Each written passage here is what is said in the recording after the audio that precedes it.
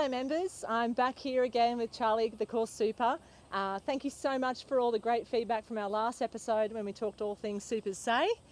Thanks so much for the great feedback. It's really nice to hear that you really enjoyed this type of content. So we're back here answering some of the questions that some members have provided us. So Charlie, I've got a couple here I've randomly picked out. We can't get to all of them, but here we go. Let's answer some questions. First one. Is the use of couch grass the reason why the grass on the fairways never gets thick and matted? No, that isn't the reason. The couch will get thick and matted. It's just how we maintain it. So generally we don't want a lot of thatch on the fairways with the couch, even though it kind of presents an easier shot to play from, admittedly, for a higher handicap. But most good courses you'll see, like anything that's prepared for, good tournament golf, for instance, it's always very flat, very firm, and basically we try and emulate that for the majority of our members. Yeah, great. Now this one's a really good question, Charlie. I really like this one, so thanks to whoever submitted this one.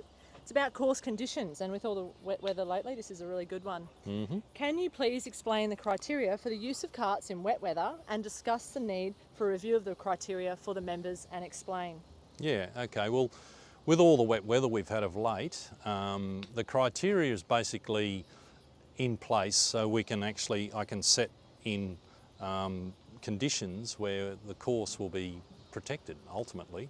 So in summer, when things are growing, there's probably less need to stop carts, because we've got that recovery time, which is a lot shorter than it would be, say, in winter, when the grass won't recover and any damage will be there for a long time. So that has to be taken into consideration. But generally, if we're able to get the carts out and it's marginal, then we'll do that, but on cart paths only. Then the next step, and I think this is the main normal condition. Normal conditions is 90 degrees. So that means the cart runs adjacent to the ball on the path, goes out to where your ball is, and comes back in as acute angle as they can back to the path again, and continues on down the road. So every day, sun shining, we should be applying the 90 degree rule. Yeah, and that'll help protect our course and stop all the trammeling of all the grass with carts sort of on a scattergun type approach, where they drive anywhere and everywhere. Excellent, excellent. Please advise, when will the distant markers be installed? Oh, exciting news. We've just about finalising the last sort of step in that regard. So all the measurements have been taken, so it's just getting them made. They actually have to be sent to the States, all that information, and it's made in the States, and then it gets sent back over here, and then there's a special little recess on every sprinkler, and we pretty much just snap it into place. So great. Just watch this space, it should be happening very soon. Awesome, excellent. All right, this one we sort of touched a bit on this last episode. I've been a critic of the brown patches on holes 2, 4, 6 and 10. Note a program is in place to introduce a green couch to all of our fairways. I expect this will take 3 to 4 years to start and probably 5+ years to complete. What are your comments, Charlie? Yeah, I think you're right. I think, there's no point sort of trying to, overpromise, under-deliver, as they say. So it is a slower transition. Like, there hasn't been a lot done at the course for probably the last 20 years, probably more. So a lot of that foreign grass, the carpet grass, and all the other type of varieties of Heinz variety have pretty much encroached on all the green couch. So it does take time. Firstly, we selectively kill all that off, and then you're left with these bare patches. But given our local rule about bare patches, which helps that kind of process, so it's fair to the players and takes the pressure off us having to put GURs everywhere. Yeah, absolutely. So I would say 3 to 5 years is a pretty good timeline to get the majority of our fairways nice and pretty well all covered. Beautiful.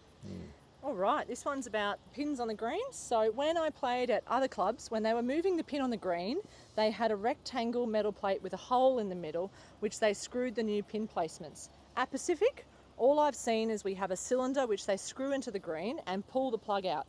Without the rectangular plate, when they pull the pin out, this causes the soil to pull up around the hole. At Pacific, as the ball dives towards the hole, it turns left or right. I've been told this issue is caused by people pulling out the flag out of the hole, but I don't think this is correct. Can you confirm? I don't think it's correct. It's a contentious issue, whether to have the plate, which is like a foot plate or not. We have methods in place, and I've taught all the guys how to do it, in which case we pretty much tamp around the hole and make sure it's all square again. Once you pull the new plug hole out, you will get a bit of a heaving and a lifting of the turf. So when we place the other hole, we have a cup setter, which we place to the correct depth, the cup, and it also compresses that area around the hole. Probably a good tip, and I've heard this from a number of pros over the years, is to maintain a good holing speed. Don't try and roll it in on the last roll of or half roll of the ball. But anyway, that's something you could probably see our friendly teaching pro John for that. Yeah, he would absolutely. tell you all about holing speed, give you a on few the tips. greens. Lovely. Question for me. So just what progress is being made with the driving range? So on the driving range, this work is still ongoing, and we'll be able to provide an update through the board very shortly on how that's progressing with council. But Charlie, that's all the ones for today's episode. But be sure, members, send us an email if you do have any other questions, and we look forward to talking to you more about the course very soon. Yes, thanks.